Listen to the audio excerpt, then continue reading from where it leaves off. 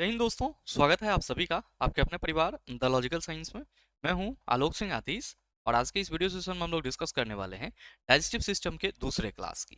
जी हाँ दोस्तों, इससे पीछे के वीडियो सेशन में हम लोगों ने डाइजेस्टिव सिस्टम का पहला क्लास देखा था, जहाँ पे हम लोगों ने डाइजेस्टिव सिस्टम क्या होता है, इसके महत्वपूर्ण पार्ट कौन कौन से हैं और साथ ही साथ आपके एलिमेंट्री कैनाल का जो पहला भाग बकल कैविटी होता है उससे संबंधित संपूर्ण जानकारी को हम लोगों ने डिस्कस कर लिया था।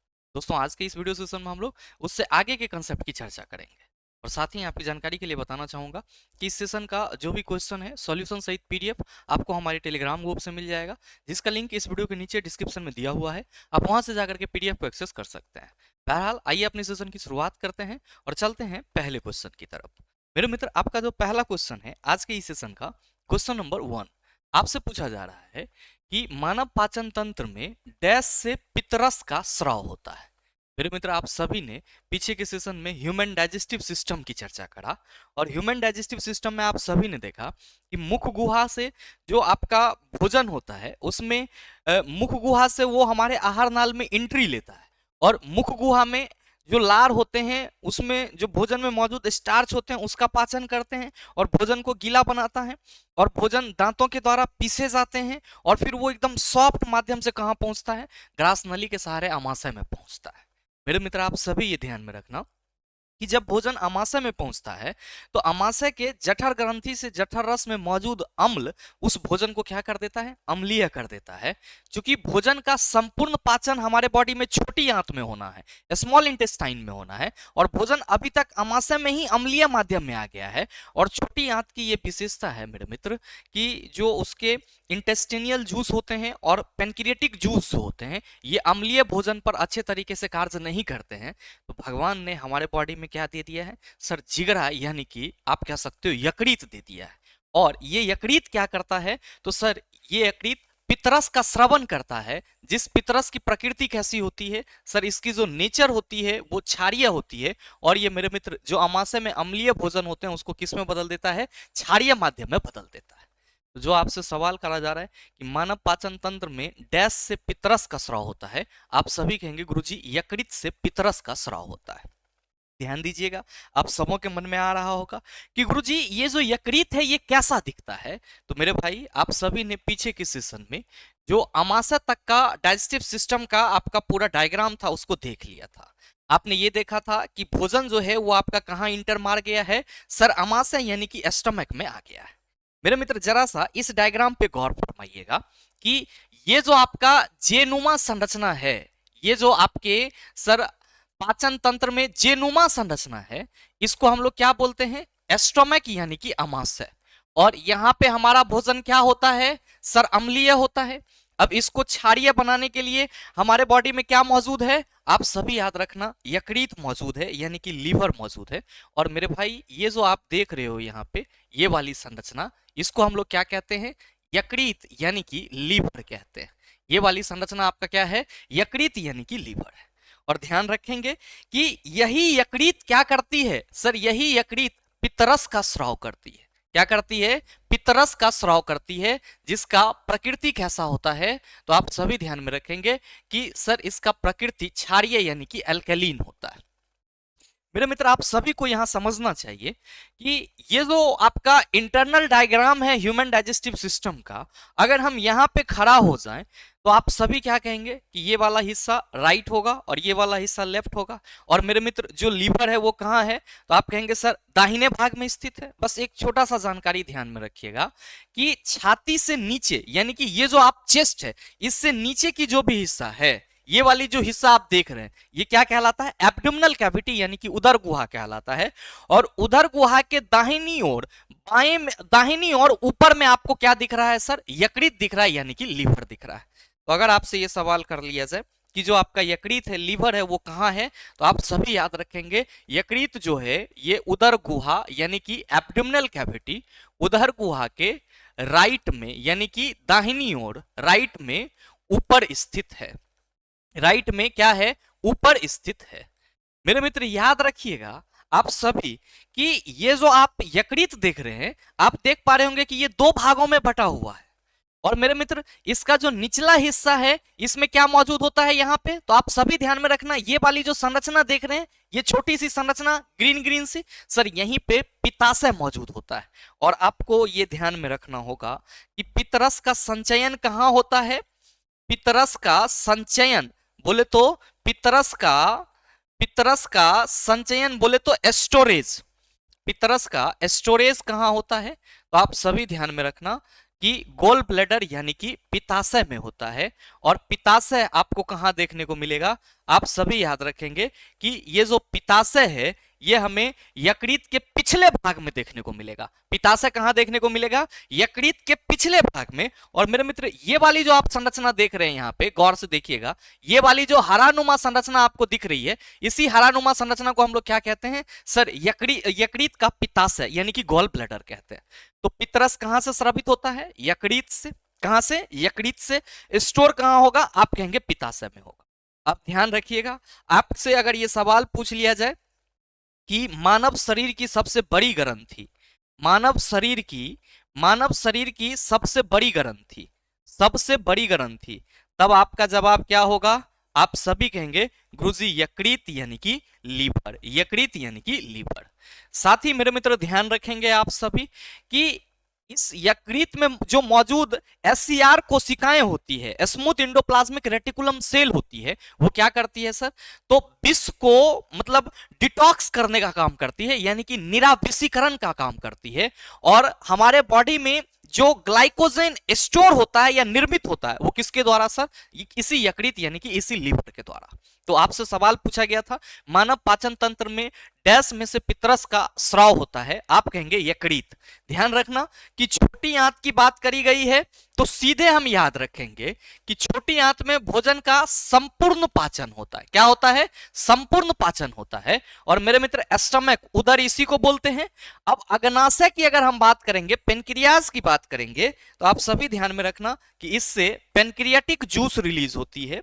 क्या रिलीज होती है, पेनक्रियाटिक जूस रिलीज होती है, जिसको हम लोग क्या कहते हैं, पूर्ण पाचक रस यानी कि कंप्लीट डाइजेस्टिव जूस कहते हैं। क्या कहते हैं, कंप्लीट डाइजेस्टिव जूस कहते हैं। अगला सवाल देख लीजिए, क्वेश्चन नंबर 2 आपसे पूछा जा रहा है कि निम्न में से क्या आहार नाल में अम्लीय आहार को क्षारीय में परिवर्तित करता है। मेरे मित्र ध्यान में रखना, कहा जा रहा है कि अम्लीय आहार को क्षारीय में परिवर्तित करता है। तो अभी आप सभी ने जस्ट देखा है कि गुरुजी जो पितरस यकृत से स्रावित होता है, इसकी प्रकृति क्षारीय होती है, यानी कि इसकी प्रकृति कैसी होती है सर, अल्कलीन होती है। तो जाहिर सी बात है कि ये क्या करेगा सर, अम्लीय माध्यम को, अम्लीय भोजन को क्षारीय में बदलेगा। तो हम लोग सिंपल यहाँ पे क्या लिखेंगे कि पितरस की प्रकृति कैसी होती है, आप सभी कहेंगे गुरुजी अल्कलीन। कैसी होती है, आप कहेंगे अल्कलीन। तो जाहिर सी बात है कि ये पितरस क्या करेगा, आप कहेंगे कि गुरुजी जो अम्लीय भोजन है उसको क्षारीय माध्यम में बदल देगा। सही आंसर हमारा ऑप्शन नंबर सी हो जाएगा। याद रखना कि ये जो पितरस है जिसको हम इंग्लिश में क्या कहते हैं, बाइल जूस कहते हैं, बाइल जूस कहते हैं। सेक्रेशन और स्टोरेज तो आप सभी समझ गए हैं कि सेक्रेट्स यकृत से होगा और स्टोर पित्ताशय में होगा। बस 2-4 पॉइंट आप सभी ध्यान में रखना कि इस बाइल जूस में 85% क्या होता है सर, जल होता है। क्या होता है, 85% जल होता है। साथ ही इस बाइल जूस में कोई एंजाइम नहीं पाया जाता है, यानी कि इसमें किसी भी तरह का एंजाइम नहीं होता है। क्या होता है सर, इसमें किसी भी तरह का एंजाइम नहीं होता है। और मेरे मित्र ये बाइल जूस क्या करती है कि सर वसा के बड़े अणु को संकुचित कर, वसा के बड़े अणु को संकुचित कर छोटी छोटी गुलिकाओं में परिवर्तित कर देती है। मतलब छोटा छोटा गोल जैसा संरचना में परिवर्तित कर देता है, छोटी छोटी गुलिकाओं में चेंज कर देता है। और मेरे मित्र ध्यान में रखेंगे कि वसा के बड़े अणु का पित्त लवण या पितरस के द्वारा छोटी छोटी गोलिकाओं में चेंज कर देना क्या कहलाता है सर, वसा का पाइसीकरण कहलाता है। यानी कि इस प्रक्रिया को हम लोग क्या कहते हैं, इमल्सिफिकेशन, पाइसीकरण कहते हैं। क्या कहते हैं, पाइसीकरण यानी कि इमल्सिफिकेशन कहते हैं। तो चिला, अगर आपसे ये कोई सवाल कर दे कि ये बताओ कि पाइसीकरण में कौन मुख्य भूमिका निभाता है, आप सभी कहेंगे बाइल जूस। इसमें 85% जल होता है और इसमें कोई भी एंजाइम नहीं होता है। अब आप सभी के मन में आएगा कि गुरुजी यहाँ पे जठर रस की बात की जा रही है, किससे निकलेगा? आप कहेंगे गुरुजी अमाशय से निकलेगा और इसकी प्रकृति अम्लीय होगी। आंतरस मेरे मित्र इंटेस्टेनियल ग्लैंड से निकलता है, यानी कि ये आंतरस का स्रवण कहां से होगा? आंतरस का स्रवण कहां से होगा? याद रखिएगा, आंत्र ग्रंथि से। आंत्र ग्रंथि से। और ये आंत्र ग्रंथि कहां मिलेगा हमको? स्मॉल इंटेस्टाइन में। कहां पे? स्मॉल इंटेस्टाइन में, यानी कि छोटी आंत में हमको आंत ग्रंथि मिलेगा। और अग्नाशयी रस आप सभी कहेंगे गुरुजी ये पेनक्रियास से रिलीज होगा। किससे? पेनक्रियास से रिलीज होगा। तो ये चीज भी ध्यान में रखिएगा। नेक्स्ट क्वेश्चन नंबर 3 पूछा जा रहा है कि डैश बड़ी वसा गोलिकाओं के आकार को संकुचित करता है जिससे एंजाइम अधिक प्रभावी ढंग से काम करते हैं। ध्यान दीजिएगा कि मेरे मित्र वसा के पाचन के लिए, वसा को तोड़ने के लिए लाइपेज जैसे एंजाइम की जरूरत होती है। अब वसा जो है वो एक बड़े मॉलिक्यूल्स के रूप में होता है। अब लाइपेज उस बड़ा मॉलिक्यूल्स पे अगर जाएगा तो वो सही ढंग से काम नहीं करेगा। तो भगवान ये सब चक्र पहले से सोच के रखे थे चिला, और आपके बॉडी में लीवर दे दिए। अब उस लीवर से जो बाइल जूस निकलता है वो क्या करता है सर? जो वसा की बड़ी गोलिकाएं होती है उसको छोटे छोटे गोलिकाओं में तोड़ देती है, जिससे उस वसा पे जो आपका लाइपेज एंजाइम पड़ता है तो वो वसा अणु जो है वो किस में टूट जाता है? फैटी एसिड और ग्लिसरॉल में टूट जाता है। तो मेरे मित्र वसा पूरी तरीके से पाचित हो जाती है। तो सवाल है कि डैश बड़ी वसा गोलिकाओं के आकार को संकुचित करता है। आप कहेंगे सर पित्त लवण जो है वो बड़ी वसा गोलिकाओं के आकार को संकुचित करता है, जिससे एंजाइम जो है वो अधिक प्रभावी ढंग से कार्य करता है। हाइड्रोक्लोरिक अम्ल क्या करता है? तो आप सभी याद रखना कि सर ये निष्क्रिय पेप्सिनोजोन, निष्क्रिय पेप्सिनोजोन को पेप्सिन में बदलता है। निष्क्रिय पेप्सिनोजोन को पेप्सिन में बदलता है, पेप्सिन में बदलता है। अब मेरे मित्र ये याद रखना आप सभी, आंतरस आप कहेंगे गुरुजी इंटेस्टेनियल ग्लैंड से निकलेगी, और पेनक्रियाटिक जूस आप सभी को याद रखना होगा कि पेनक्रियाटिक जूस को पूर्ण पाचक रस, कंप्लीट डाइजेस्टिव जूस भी बोला जाता है। नेक्स्ट मेरे मित्र ध्यान देंगे, अगला सवाल जो आपसे पूछा जा रहा है कि पितरस के कार्य नीचे दिए गए हैं, उस विकल्प का चयन करें जो पितरस के कार्य से संबंधित नहीं है। मेरे मित्र ऐसे सवाल भी आपसे पूछे जा सकते हैं। पहला है कि यह अग्नाशयी एंजाइमों की क्रिया के लिए भोजन को क्षारीय माध्यम प्रदान करता है। बिल्कुल सही है मेरे मित्र। और अग्नाशयी रस का खुद भी प्रकृति कैसा होता है? तो सर अग्नाशयी रस का खुद भी प्रकृति बेसिक ही होता है, लेकिन स्पेशली जो लीवर से निकलने वाली बाइल जूस है ये भोजन को क्या करता है सर? उसको बेसिक फॉर्म में ले आता है, एल्कलीन बना देता है, जिस वजह से सर जो अग्नाशयी एंजाइम होते हैं, चाहे वो ट्रिप्सिन हो या फिर लाइपेज हो, माल्टेज हो, कार्बोक्सीपेप्टिडेज हो, ये सब क्या होते हैं सर? आसानी से उस पर काम कर पाते हैं। तो पहला स्टेटमेंट तो सर वसा आपका पितरस से संबंधित बिल्कुल सही है। दूसरा है कि इसमें प्रोटीन को पचाने वाला एंजाइम होता है जो प्रोटीन के पाचन में सहायक होता है। अभी जस्ट मैंने आपको बताया कि पितरस या पित्त लवण में किसी भी प्रकार का कोई एंजाइम नहीं होता है, जबकि दूसरे स्टेटमेंट में कहा जा रहा है कि इसमें सर एंजाइम होता है, तो दूसरा स्टेटमेंट गलत होगा। तीसरा है कि यह अग्नाशयी एंजाइम की क्रिया की दक्षता बढ़ाता है, बिल्कुल सही है। बड़ी वसा गोलिकाओं को छोटी वसा गोलिकाओं में विघटित करता है, यह भी सही है। आपसे पूछा जा रहा है कि पितरस के कार्य नीचे दिए गए हैं, उस विकल्प का चयन करें जो पितरस के कार्य से संबंधित नहीं है। तो आप सभी कहेंगे गुरुजी ऑप्शन नंबर बी जो है वो पितरस के कार्य से संबंधित नहीं है। नेक्स्ट क्वेश्चन नंबर 5 आपसे पूछा जा रहा है कि अग्नाशयी रस में मौजूद डैश एंजाइम प्रोटीन को अमीनो एसिड में परिवर्तित करता है। आप सभी कहेंगे कि गुरुजी लगातार हम अग्नाशयी रस की चर्चा कर रहे हैं। मेरे मित्र याद रखिएगा कि यहाँ पे ये जो पेनक्रियाटिक जूस की बात करी जा रही है, पेनक्रियाटिक जूस की बात करी जा रही है, इसी को हम लोग शुद्ध हिंदी में क्या कहते हैं? अग्नाशयी रस, अग्नाशयी रस। और ध्यान रखिएगा कि अग्नाशयी रस का स्रवण कहां से होता है? अग्नाशयी रस का स्रवण जो है वो अग्नाशय से होता है, यानी कि पेनक्रियाज से होता है। और मेरे मित्र ये याद रखिएगा कि पेनक्रियाज आपके शरीर की दूसरी सबसे बड़ी ग्रंथि है। पेनक्रियाज आपके शरीर की क्या है? तो आप सभी याद रखेंगे कि सर दूसरी सबसे बड़ी ग्रंथि, दूसरी सबसे बड़ी ग्रंथि। और मेरे मित्र साथ ही आपको यह भी ध्यान में रखना होगा कि पेनक्रियाज को हम लोग मिश्रित ग्रंथि मिक्स ग्लैंड के रूप में भी जानते हैं। क्यों? क्योंकि सर ये एक्सटर्नल यानी कि बाह्य अंतःस्रावी ग्रंथि की तरह भी कार्य, बाह्य स्रावी ग्रंथि की तरह भी कार्य करता है और अंतःस्रावी ग्रंथि की तरह भी कार्य करता है। इसीलिए हम लोग इसको क्या बोलते हैं सर? मिश्रित ग्लैंड यानी कि मिक्स ग्लैंड बोलते हैं। ध्यान रखिएगा कि इससे निकलने वाले जो अग्नाशयी रस हैं यानी कि जो आपका पेनक्रियाटिक जूस है, जो आपका पेनक्रियाटिक जूस है, इस पेनक्रियाटिक जूस में क्या होते हैं सर? कई तरह के एंजाइम होते हैं, यानी कि कई एंजाइम मौजूद होते हैं, कई एंजाइम मौजूद होते हैं। अब आप कहेंगे गुरुजी कौन कौन से एंजाइम मौजूद होते हैं? तो मेरे मित्र आप सभी को यह ध्यान में रखना होगा, आप सभी को यह ध्यान में रखना होगा कि पहला अगर हम लोग बात करें तो पहला तो इसमें ट्रिप्सिन मौजूद होता है। पहला क्या मौजूद होता है सर? ट्रिप्सिन मौजूद होता है। और ये जो ट्रिप्सिन है ये क्या करता है? तो आप सभी को याद रखना होगा कि सर ये प्रोटीन का पाचन करता है। ट्रिप्सिन क्या करता है? प्रोटीन का पाचन करता है। फिर मेरे मित्र जो दूसरा इसमें एंजाइम होता है उसको हम लोग क्या बोलते हैं? तो सर लाइपेज बोलते हैं। क्या बोलते हैं? लाइपेज। और ये क्या करता है? तो आप सभी ध्यान में रखना सर ये वसा का पाचन करता है। क्या करता है? वसा का पाचन करता है। और साथ ही मेरे मित्र इसमें क्या होता है? तो आप सभी को ये याद रखना होगा कि इसमें एमाइलेज भी मौजूद होते हैं। क्या होते हैं सर? एमाइलेज भी मौजूद होते हैं। और ये एमाइलेज एक्चुअल में क्या करता है? तो सर कार्बोहाइड्रेट को पचाता है। कार्बोहाइड्रेट को क्या करता है सर? पचाता है। कौन? एमाइलेज। और मेरे मित्र ध्यान में रखेंगे कि इसमें माल्टेज की भी मौजूदगी होती है। किसकी? माल्टेज की भी मौजूदगी होती है, जो कि आपका क्या होता है सर? कॉम्प्लेक्स, जो आपका कॉम्प्लेक्स स्टार्च होता है या आप कह सकते हो कॉम्प्लेक्स कार्बोहाइड्रेट होता है, उसको मेरे मित्र ये आपका कॉम्प्लेक्स कार्बोहाइड्रेट को सिंपल ग्लूकोज में तोड़ने का काम करता है।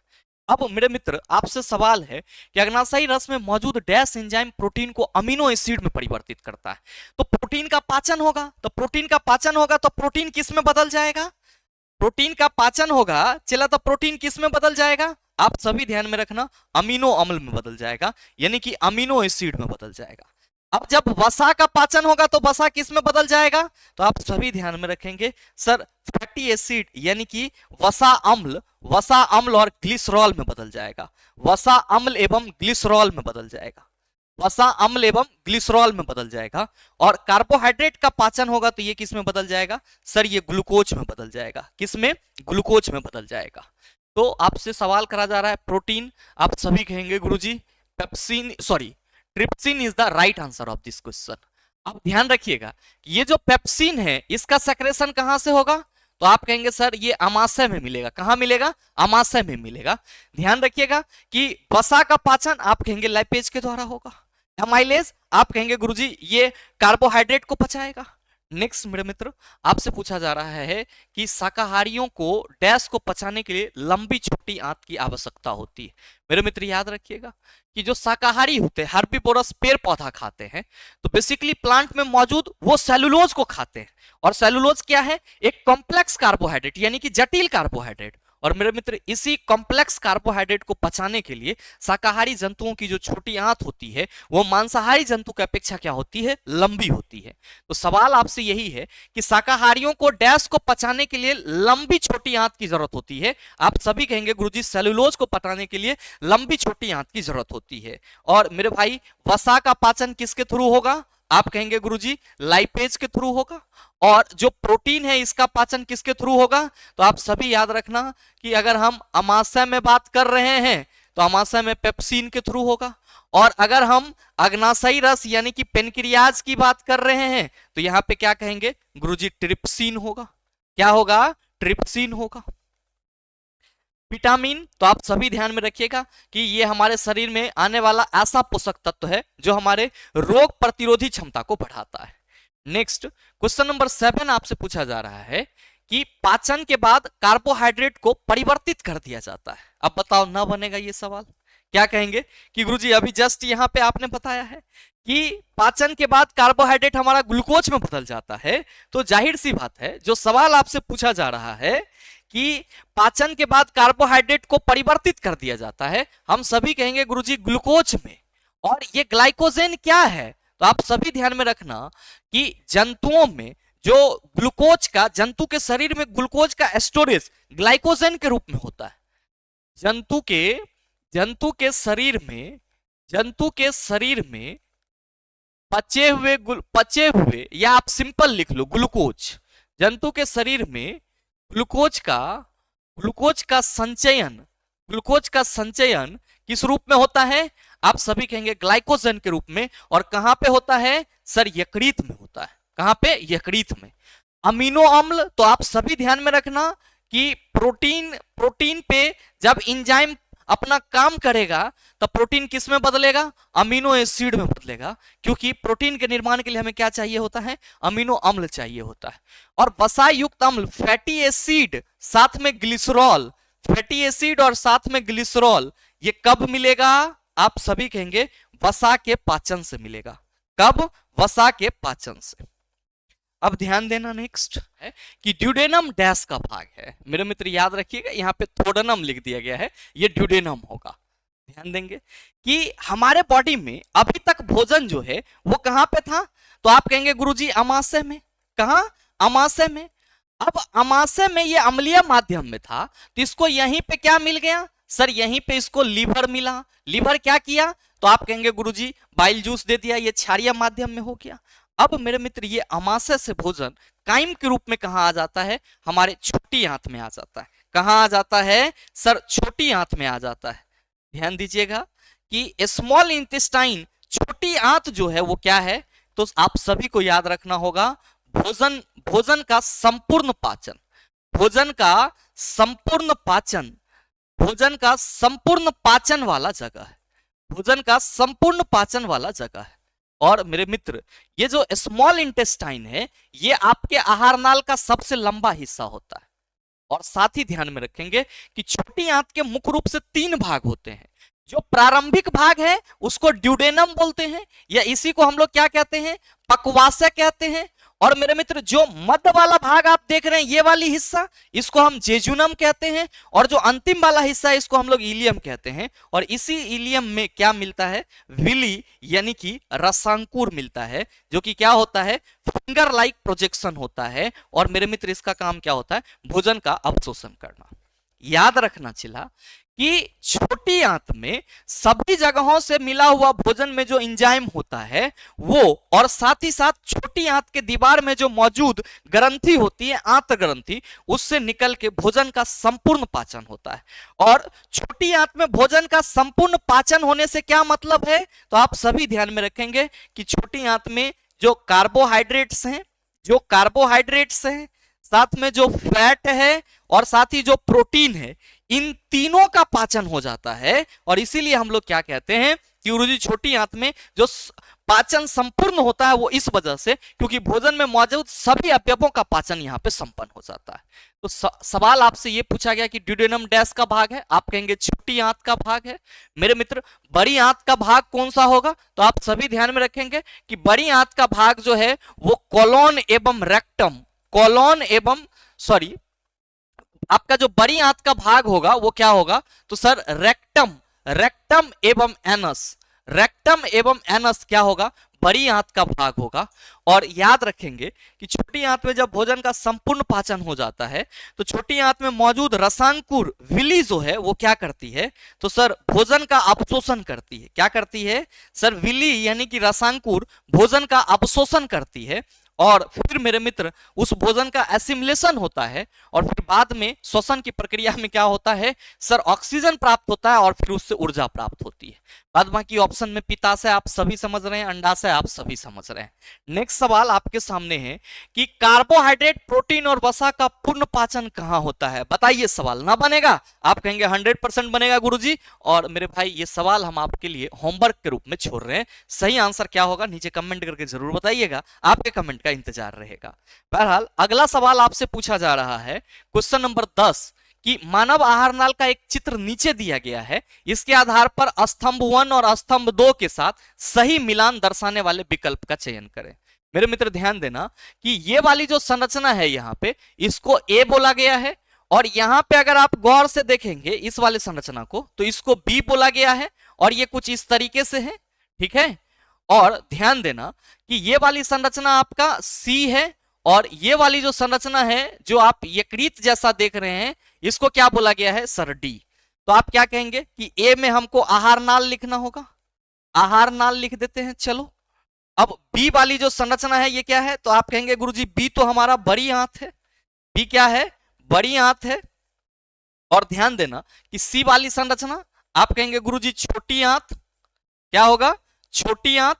और जो डी वाली संरचना है वो क्या होगी? यकृत। और आप क्या कहेंगे कि गुरुजी आहार नाल में भोजन का पाचन नहीं होगा, तो ए के साथ कौन मैच करेगा? 4 मैच कर जाएगा। अब फिर है कि बड़ी आंत में क्या होगा? तो मेरे मित्र इस क्वेश्चन के ऑप्शन में रेलवे ने फोल्ड करा है। रेलवे ये कह रहा है कि लंबाई जंतुओं द्वारा खाए जाने वाले भोजन, सॉरी अंकुर भोजन से जल का अवशोषण बड़ी आंत में करता है, जबकि विली जो है वो छोटी आंत के इलियम में मिलता है। तो आप सबों को ये ध्यान में रखना होगा कि यहां हमें एक ऑप्शन जो है वो सेट करना होगा। और ये जो आपका इस ऑप्शन में कहा जा रहा है, इस ऑप्शन में जो कहा जा रहा है कि अंकुर भोजन से जल का अवशोषण करता है, तो हमें एक वाले ऑप्शन को मिटाना होगा और यहां पे आपको लिखना होगा, क्या लिखना होगा? आप सभी लिखेंगे सिंपल शब्दों में एक पे क्या? तो एक पे आप लिख लेंगे कि मल का उत्सर्जन, मल का उत्सर्जन, ये सही हो जाएगा। फिर अब आना गौर फरमाना, बड़ी आंत, तो बड़ी आंत के थ्रू क्या होता है? आप कहेंगे गुरुजी मल का उत्सर्जन, या हम कह सकते हैं फेसियल मटेरियल का बॉडी से बाहर जाना। तो बी को आप यहां पे एक के साथ मैच कर सकते हैं। छोटी आंत, तो सर छोटी आंत की लंबाई जंतुओं द्वारा खाए जाने वाले भोजन पर निर्भर करेगी। शाकाहारी जंतु की छोटी आंत क्या होगी? लंबी होगी। किसके अपेक्षा? मांसाहारी जंतु की अपेक्षा। तो सी के साथ कौन मैच कर जाएगा? 2 मैच कर जाएगा। और यकृत वसा के पाइसीकरण में सहायक होता है, इसलिए क्योंकि इससे सर इससे बाइल जूस सेक्रेट होता है, यानी कि पित्तरस स्रावित होता है। तो ए के साथ आपका 4, बी के साथ 1 और सी के साथ 2 और डी के साथ आपका सर 3 यहां पे ऑप्शन नंबर बी में है। तो सही आंसर आपका ऑप्शन नंबर बी हो जाएगा। तो मेरे मित्र इस तरीके से जो आपका डाइजेस्टिव सिस्टम का महत्वपूर्ण सवाल था वो यहां से क्लियर हो जाता है। अब आगे आपको कुछ मिसलेनियस सवाल देखने हैं जिसकी चर्चा हम लोग अगले सेशन में करेंगे। आज के लिए इतना ही रखते हैं, मिलते हैं फिर अगले वीडियो सेशन में। तब तक के लिए best of luck, thank you, have a nice day.